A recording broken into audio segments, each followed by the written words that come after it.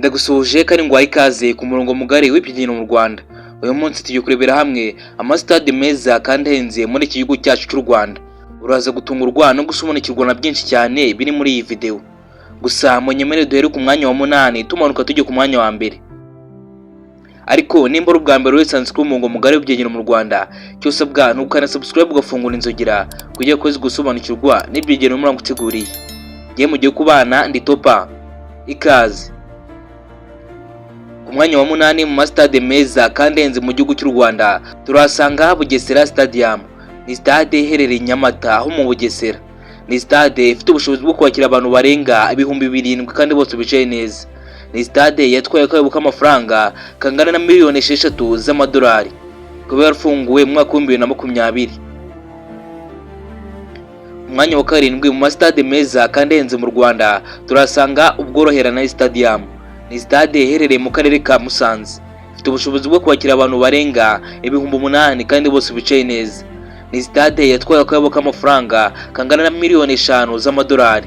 Ni stade yafunguwe mu mwaka wa 2018. Umwanya wa 6 mu stade meza kandi ahenze mu Rwanda turasanga Muganda Stadium. Ni stade iherereye mu karere ka Rubavu.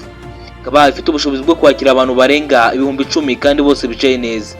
Ni stade yatwaye akayoboka amafaranga kangana na miliyoni 8 z'amadolari. Ikaba yarafunguwe ku mugaragaro mu mwaka wa 2020. Umwanya wa 5 mu stade meza kandi ahenze mu Rwanda turasanga Stade Regional de Muhanga, Muhanga Stadium. Ni stade iherereye mu karere ka Muhanga. Ikaba ifite ubushobozi bwo kwakira abantu barenga 10,000 kandi bose bicaye neza.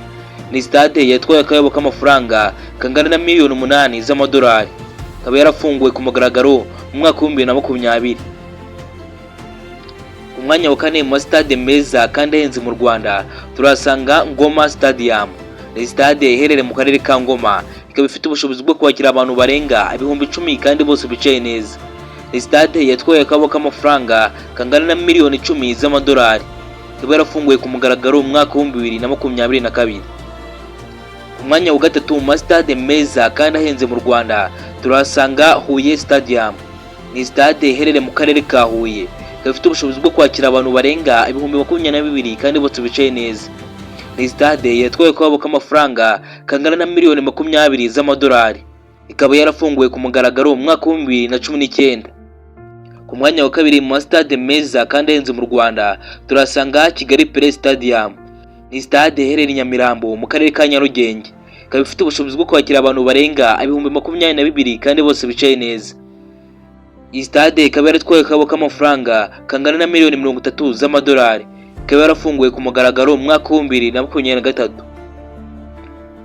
Ku mwanya wa mbere nk'ibisanzwe mu stade meza kandi ahenze mu Rwanda turasanga AMAHORO Stadium. Ni stade yubatse i Remera mu karere ka Gasabo. Ikaba ifite ubushobozi bwo kwakira abantu barenga 45,000 kandi bose bicaye neza. Ni stade yatwaye akayoboka amafaranga kangana na miliyoni 165 z'amadolari. Ikaba yarafunguwe ku mugaragaro mu mwaka wa 2024 nyuma y'ivugurura rikomeye. Muri make rero ni rwo rutonde rw'amastade 8 meza kandi ahenze mu Rwanda. Nimba hari yo wabuzemo nyandikira muri comment, kandi nimba hari video wifuza ko twagukorera nyandikira muri comment. Gusa none nimba ubwa mbere wasanzwe ku murongo mugari w'ibyigino mu Rwanda, cyo sabwa nukana subscribe ugafungura inzogera kugira ko gusobanukirwa n'ibyigino muri guteguriye. Nge mwumvaga ndi topa naho ubuta.